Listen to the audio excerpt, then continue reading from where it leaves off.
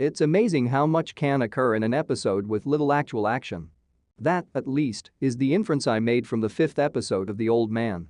Physically speaking, it's nearly remarkably uneventful. Dan Chase and Zoe McDonald travel by car to a pet hotel and a banker's home. Harold Harper and Angela Adams board an aircraft and land in a records storage closet.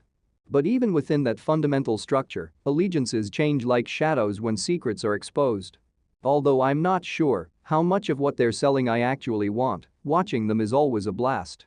Angela's identity has come to light, and Harper is rightly furious with her for acting as a mole and putting him and herself in a precarious scenario that could endanger not only their careers but also their lives. Before the plane lands, she must decide which side she will support. He advises her to do so.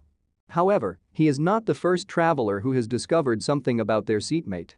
Emily is aware that Harper hired a killer to assassinate her father.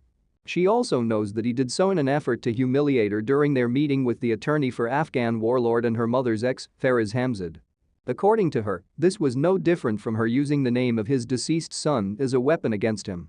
The actors Alias Shawkat and John Lithgow do in fact utilize words as weapons throughout all of these interactions, as performers of their caliber can do. Ultimately, Harper discovers the flight manifest for the aircraft that Dan and Abby used to flee all those years ago. In exchange for his work, Hamzad's attorney pledges to reveal his involvement in Dan's first escape, despite having earlier indicated otherwise. Angela Emily believes that their only option is to assist her father in finding and killing Hamzad, after which they can concoct any plausible pretext. Dan Chase, on the other hand, is surprised to learn that giving Zoe half of his wealth is insufficient to end their relationship. They end up working together in his quest to what is unclear, but it has something to do with wanting to survive, and something else has to do with wanting to make that big mining and metallurgy play his banker liaison urged him against. This is partially out of concern for her safety and partially out of a mutual recognition of her natural ability to find flaws in things and exploit them. It's Zoe who persuades the man to comply with Dan's wishes. In essence, this is her price for being allowed to join his ongoing excursions. What specifically does he want? What does Hamzad want from him, exactly? It has its roots in Dan and Beeler's kidnapping of a Soviet commander decades earlier, according to flashbacks. For starters, the name of the officer, Pavlovich, keeps coming up along with the metallurgical play.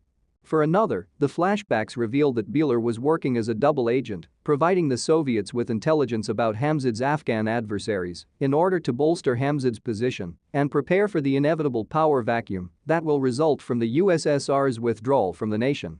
Additionally, she is aware of the location of a massive vein of precious metals, which again, we can infer has something to do with Dan's mining activities all these years later. In addition to the conversations Johnny had with Abby or Beeler in his thoughts, there is one more dialogue worth mentioning here. A connection, incidentally, that the fictitious Abby or Beeler insists he end. Julian Carson, a mild-mannered assassin, questions Morgan Boat, the man who gave Harper his name for the hit on Chase, regarding the possibility of a mole in Harper's operation. In response to Dan's request, Boat freely admits that he personally placed Emily Angela in Harper's office. As a result, he now finds himself in the peculiar position of directing Carson to harm both of his sons, Chase and Harper. You might be wondering, at this stage in the process, if it is truly that simple. While Harper pardons Emily for lying to him, does Emily also pardon Harper for attempting to have his father killed? Chase forgives Zoe for getting involved in his illicit life, but does Zoe also forgive him for giving her half of everything he owns? Harper and Chase's rabbi, Boat, now wants to have them both killed? How come? What Gives, in my opinion, is a strong espionage tale. A spy thriller can be written about friendship and family. For instance, The Americans ended up being more about the connection between Soviet spies Philip and Elizabeth Jennings and their daughter than anything else. But when you write one of these pieces, what you actually want to achieve is to imagine a world in which the boundaries that separate us up to and including a name, as Harper fiercely speechifies at one point, become unreal. What would we do if we weren't restricted by the everyday rules that tie us to a fundamental aspect of who we are? Whom would we do it to, for, and on behalf of? The good news is that no one ever needs to know the answers to have a good show. These are the questions that it seems like every character on The Old Man is continuously asking themselves.